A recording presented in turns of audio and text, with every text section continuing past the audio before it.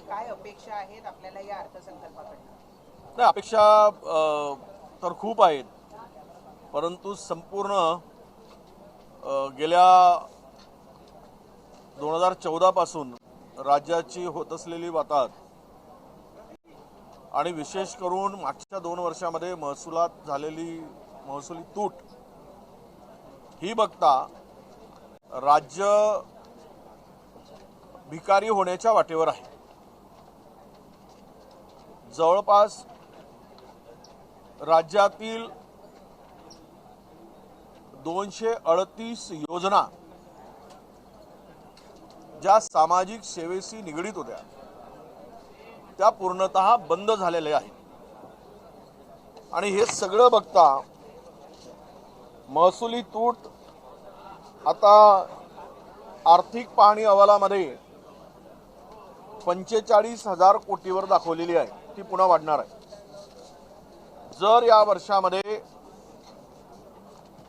या वर्षाचा बजेट पेश होण्यापूर्वी सादर होण्यापूर्वी राज्याला 1,60,000 कोटी रुपयाची बचत करून घ्यावं लागेल. कारण ती बचत करताना अनेक विभागांना या वर्षीच्या बजेटमध्ये झालेला खर्च पाहता तो इन एव्हरेज साधारणतः 30% वर गेलाच नाही. बजेटच्या प्रोव्हिजन आणि प्रत्यक्ष झालेला एक्सपेंडिचर हे 30% वर नाही. याचा अर्थ असा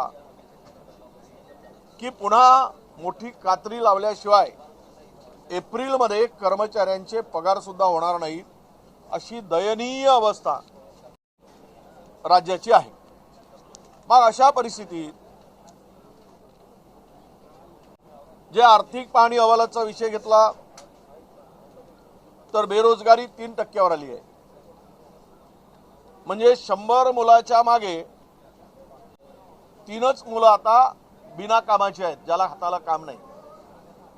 म्हणजे हे ज्यावेळेस अमेरिकेचे राष्ट्राध्यक्ष गुजरातला आले होते आणि झोपडपट्टी झाकायसाठी दिसू नये म्हणून जे पडदे लावले होते ना, तसेच पडदे या आर्थिक अहवालामध्ये आम्हाला दिसून आले.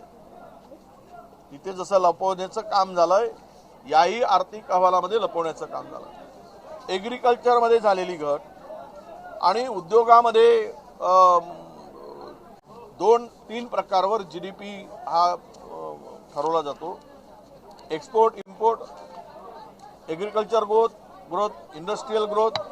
पण हे सगळं पाहताना आज मात्र राज्यामध्ये देण्यासारखं काही नाही. शेतकऱ्यावर अपेक्षांचं ओझं आहे. कर्जमुक्त शेतकरी करायचं वचन सरकारने दिलं होतं.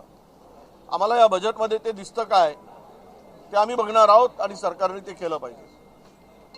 या राज्यातील बेरोजगारी आर्थिक पाहणी अहवालामध्ये जरी 3% दाखवते, ही लपवाछपवी आहे. ही शुद्ध बनवा-बनवी आहे.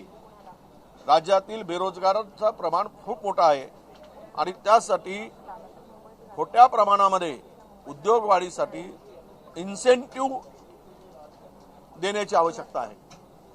कारण गुजरातमध्ये किंवा इतर नेबर राज्यामध्ये जे काही आपल्या उद्योग जात आहेत मोठ्या प्रमाणात, आपल्याकडे डवच्या गुंतवणुकीवर तुम्ही जाऊ नका. ती प्रत्यक्ष गुंतवणूक नाही, ते करार आहेत, ते प्रत्यक्ष उतरतील यावर अपेक्षा ठेवू नये.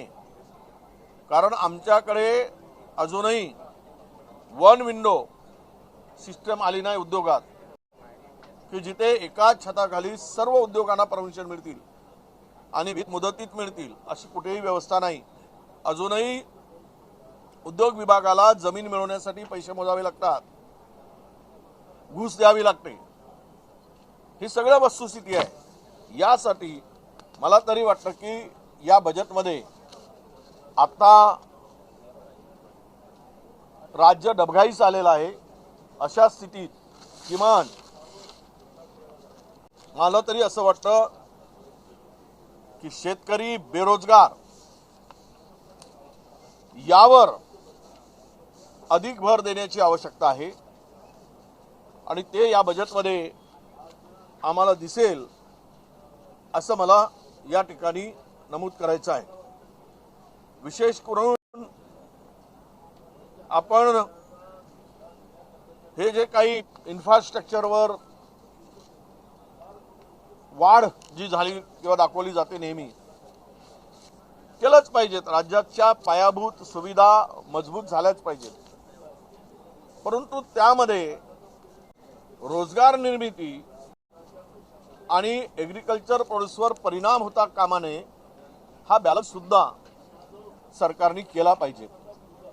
आणि म्हणून आमची आज जागतिक जे काही आता अस्थिरता आहे किंवा इराण इस्रायल युद्ध आहे या पार्श्वभूमीवर उद्या सरकारला उपाययोजना करण्याची आवश्यकता आहे। उद्या डिझेल पेट्रोलचे भाव वाढतील म्हणजेच आपल्याला ते उपलब्ध होणार की नाही हा वेगळा प्रश्न आहे। डॉलरची किंमत वाढत आहे म्हणजे एक्सपोर्ट इम्पोर्टमध्ये त्याचा फार मोठा परिणाम भोगावा लागणार आहे। दररोज 60 पैसे 70 पैसे वाढते आहे, रुपया रोज खाली जातो आहे।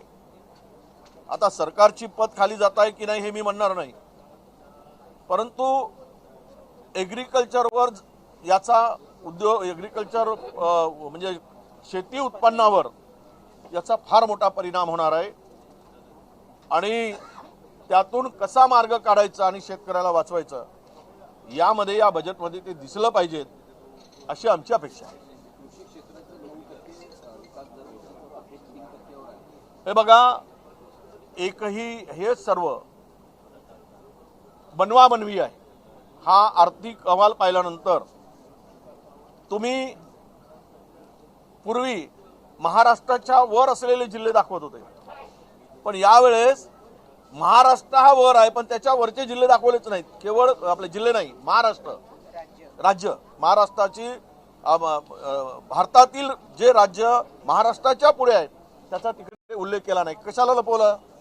का लपवलं तुम्ही? महाराष्ट्रावर आहे दाखवलं, त्याच्यावरचे का दाखवले नाहीत? खालचे 10-12 खाली दाखले दाखवले। आणि तुम्ही शहरी आणि ग्रामीण भागामध्ये जी काही एक दरी निर्माण होते आहे, तुम्ही मोजक्या 4-5 जिल्ह्यांचा उत्पन्न दरडोई 3 लाखाच्या वर आहे, पण निम्म्यापेक्षा अधिक जिल्ह्यांचं उत्पन्न 2 लाखाच्या आत आहे। हे वाढवण्यासाठी काय उपाययोजना आहेत हे पण काही त्या ठिकाणी दिसलेले नाहीत। बजेट पेश झाल्यानंतर पुन्हा आम्ही आपली सांगू, पण मला वाटतं राज्य डबघाईस आलेल्या राज्याकडून पुन्हा अधिक डबघाईकडे राज्य जाईल अशा प्रकारची व्यवस्था असू नये या सगळ्या घटकांना न्याय देणारी अपेक्षा आमची आहे।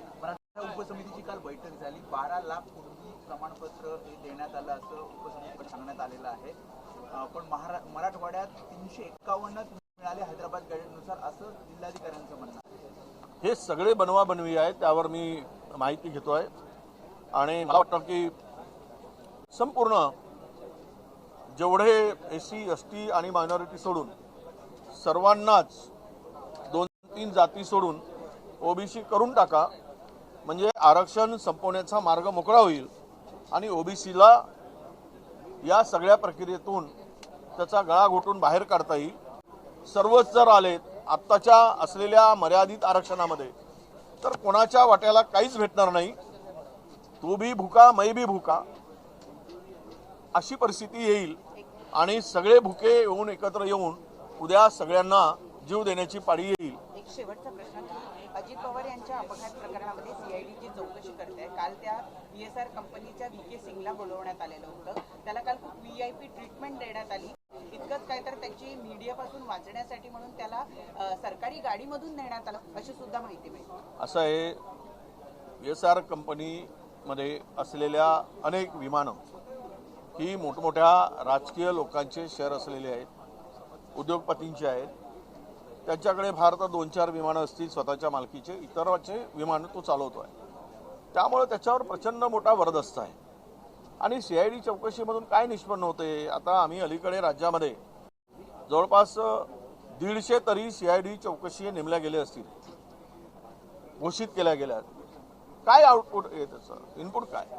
हे सगळं काही वेळ मारून नेण्यासाठी केलेलं काम आहे आणि त्याला जर VIP ट्रीटमेंट मिळत असेल, सरकारी गाडीतून नेत असतील त्याच्या मालकाला, तर मला वाटतं या सगळ्या चौकशीचा केवळ फार्सच आहे, तो दिखावा आहे.